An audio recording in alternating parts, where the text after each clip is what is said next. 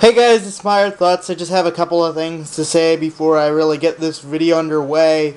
I guess the big thing is I've kind of decided what I want to do for my channel. I really want to be a part of this YouTube community, and for the longest time, I didn't know quite what to do. I really enjoy Nerf, but I didn't really want to compete with the same genre as my roommate, so I've held off for it for the longest time.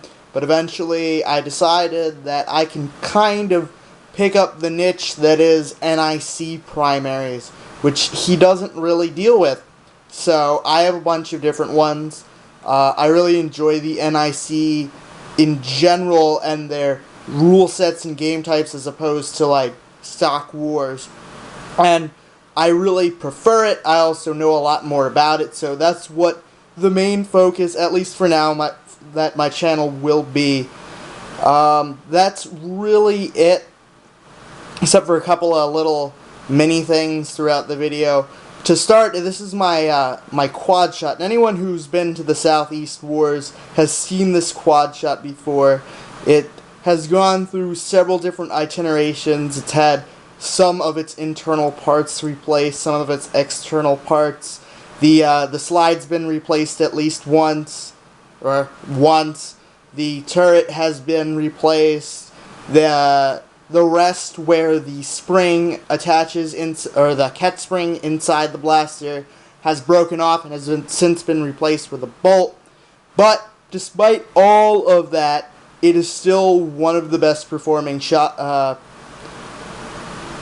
shots in the Southeast. It shoots 115 feet minimum with these Southeast style slugs, and I know that sounds like a lot, but I swear it's true. I actually measure my ranges based on parking spots outside, which are each about 10 feet across, so it averages out to like 11 or 12 will put you at 110 to 120, and it consistently shoots at least towards the middle of that the 12th spot, if not a little bit further than that. Of course, it's a little hard to tell because obviously there's always a little bit of up tilt or down tilt, but it's very consistent. I'm gonna do the firing video now, and the one different thing that I think I'm gonna try is, again, I have French Green Lantern as always, but I think for the last shot I'm gonna try and zoom in so you can really get a good feel of the hits. And I'm not sure, I have 8 here, but I feel like 4 shots will be enough. This Quadshot has an auto-rotating turret, and I'll be honest, if your Quadshot doesn't have a turret, you're doing Quadshots wrong. The plunger tube for a Quadshot is very large, but the big draw for the Quadshot is the turret, which is difficult to do, but it's its big advantage. If you wanted to hop or something, you might as well use something like a pass, which is structurally more stable, and it also has a larger plunger tube. So why you would use a Quadshot and then single it or hopper it seems silly to me when you already have the turret available, and the turret will give you nearly singled ranges, but it will give you 4 of them.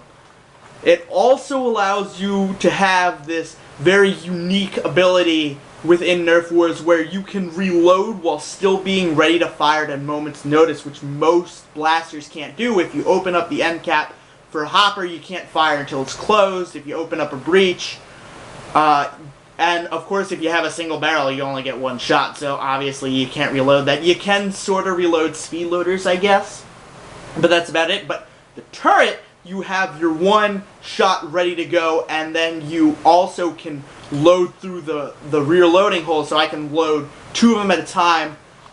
Again, a lot of people like the Octo Shot, which I also have one, but I don't use those as much because I feel like I almost never use all 4 shots on a target. Now, we don't have the biggest wars in the Southeast, but we still do average about 14 people, I'd say. So, obviously, there's plenty of targets on the field. I'm going to go ahead and do a firing demonstration. I'm going to try and get a little bit more of the Quadshot in frame than I normally do. And this is the first shot. That one definitely hit. Second shot. Again, also hitting, it's blowing chunks off this guy. I don't know how many more videos he'll last. Third hit. And then, for the fourth hit, like I said, I will zoom in on the Green Lantern head. It's a little bit slow. And that looks like as far as it wants to zoom in. But, here, I can push the camera a little bit closer. But, obviously, that's about as good as you get. So now, for the last hit.